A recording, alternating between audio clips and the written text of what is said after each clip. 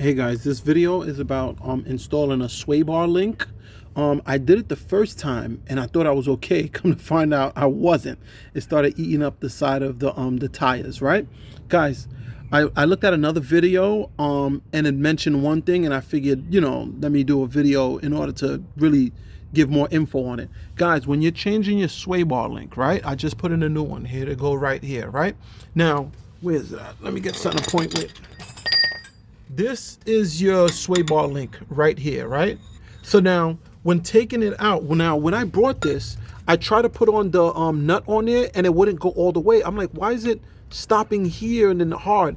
Come to find out, you can't use regular tools like this. You're gonna need an impact wrench. That's what I didn't know. So if you ever see someone doing it by hand or saying, hey, you see them doing this, but then say, hey, you can do it with any tools, that's not true. You need this.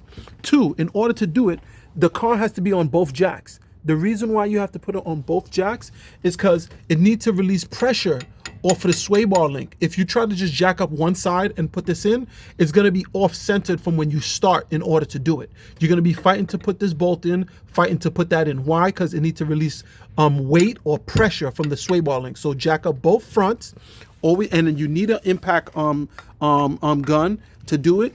And what's the next thing that I had to do? Oh, I guess to help someone out, you got to use the short one. Don't use a long one because depending on your car's configuration, it's hard to get in. What I did is I did the bottom first, and then sometimes if you're putting in this bolt and you don't have room with the impact wrench, what I did is I took this jack and I lift up the sway bar link just to put it in and then tighten it there. But after you tighten it there, release weight from there and then put in the top one. So don't forget, guys, if you're doing this, oh, one more thing I wanted to break down, right?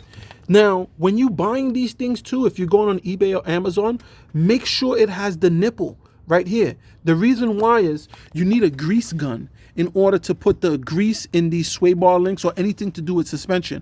I never knew this. They said every time you're doing an oil change, make sure you add grease. That's what oil change and lube means. I didn't know. It's a couple things like windshield wipers, grease into the suspension joints. But guys, if you're doing it, this is the nipple. Make sure when you look at it on eBay, Amazon, or online, if it doesn't have the nipple, it'll be very difficult to, you won't be getting the right part. So you have to put grease in every 3 to 4 months, depending on how you drive. But 100%, you get your grease gun, make sure it has a nipple in order to put it in. So, also, what I'm gonna do, instead of putting the grease gun, guy, I'm gonna try it out, but I think it could work for you guys.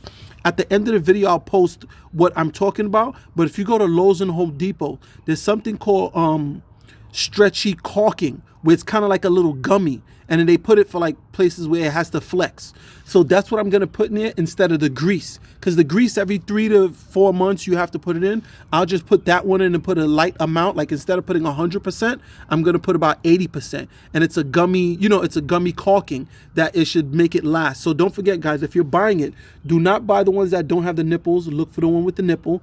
And when you're doing the install, don't forget, 2 jacks, no weight on the suspension, and use an impact wrench. Anything else you won't. Oh, also, I'm gonna show you. Let me see.